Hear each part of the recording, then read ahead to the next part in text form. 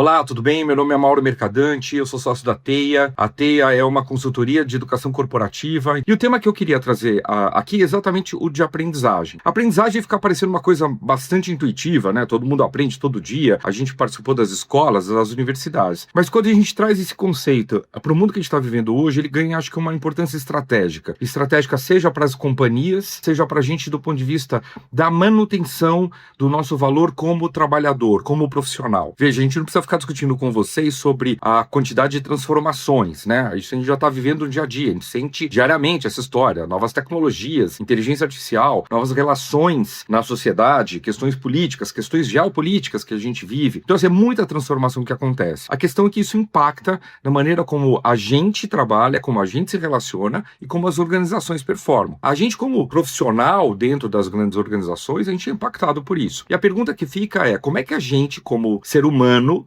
dentro desse mundo maluco de tanta transformação, como é que a gente cria estruturas internas e, ao mesmo tempo, a gente se planeja para dar conta de tanta transformação? Então, isso deixa de ser uma coisa intuitiva, simplesmente do interesse. Eu estou interessado, eventualmente, num conteúdo, numa nova teoria, num novo repertório, para ser uma coisa necessária, que faça parte do nosso trabalho profissional. Isso passa a ser nossa responsabilidade. E por que a gente está falando disso? Porque, com tantas transformações, a chance da gente ficar obsoleto no nosso posto de trabalho aumenta muito. Não tem muito como a gente debater essa questão. Se tem uma nova tecnologia, um novo processo, um novo sistema, um novo modo de agir dentro de uma empresa ou em qualquer lugar do trabalho, e você não está preparado para essas transformações, a chance de você ficar atrasado ou então não entregando o valor que você poderia dentro desse contexto é muito grande. E aí, nesse sentido, a gente começa então a olhar para a aprendizagem como uma coisa muito importante. E aí eu vou contar alguns dados para vocês que corroboram um pouco disso que eu estou falando, né? Vou pegar um instituto importante que imagino que vocês conheçam, que é o Fórum Econômico Mundial. Eles publicam muitos relatórios sobre a importância das habilidades, por exemplo, para as pessoas. Quais são as principais habilidades? Em que medida o futuro do trabalho exige as transformações das pessoas? E numa série histórica que o Fórum Econômico Mundial apresenta, ele conta que sempre nos próximos 5 anos, uma quantidade de habilidades importante vai se transformar. Pra vocês terem uma ideia, desde 2016, a cada ano que apresenta, 40%, em média, 40% das habilidades para os próximos 5 anos vão se transformar. Só que isso acontece todo ano nos últimos 10 anos. Então você imagina que lá em 2016 a gente tinha 40% de novas habilidades para os próximos 5 anos, em 2018 a mesma coisa, 2020 a mesma coisa, e hoje a gente também projeta que daqui a 5 anos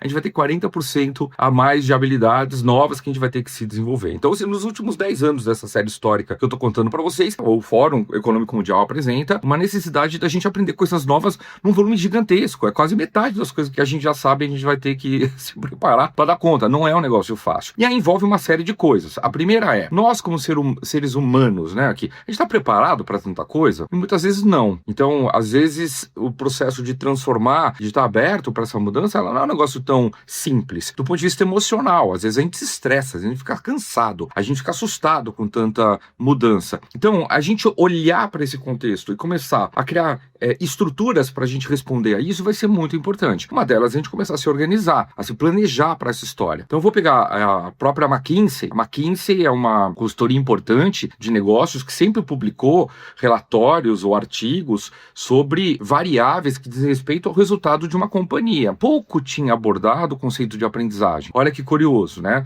Há uns 2, 3 anos atrás, a McKinsey publica um artigo importantíssimo com o título Intentional Learning, a aprendizagem intencional. O que ela traz, na verdade, nesse artigo? Ela traz o seguinte, ela fala, olha, a habilidade mais importante que a gente vai ter a partir de agora é a de aprender sempre. E não é aprender sempre de maneira intuitiva, é aprender sempre de forma consciente. Então o que ela traz agora pra gente, de um ponto de vista mais organizado, e é o que a gente estuda e acredita também na Teia, é que a gente vai ter que organizar e planificar, planejar como a gente aprende. E para isso, a gente vai ter que organizar aquilo que é importante. Veja, eu vou falar rapidamente de uma dimensão que é como que o adulto aprende. A gente que é adulto, a gente não aprende de maneira tão simples. Porque para a gente aprender e aplicar o aprendizado envolve a gente estar disponível para fazer algo diferente daquilo aquilo que a gente fazia. E para o ser humano, isso não é uma coisa simples. Então a gente tem que se organizar. Muitas vezes, do ponto de vista emocional, a gente fica assustado, incomodado, irritado até com uma nova perspectiva de trabalho, diferente daquela que a gente construiu no nosso legado, no nosso histórico. Como é que eu vou me preparar para estar disponível para esse novo espaço, esse novo lugar? Isso requer, na verdade, um esforço bastante grande da gente.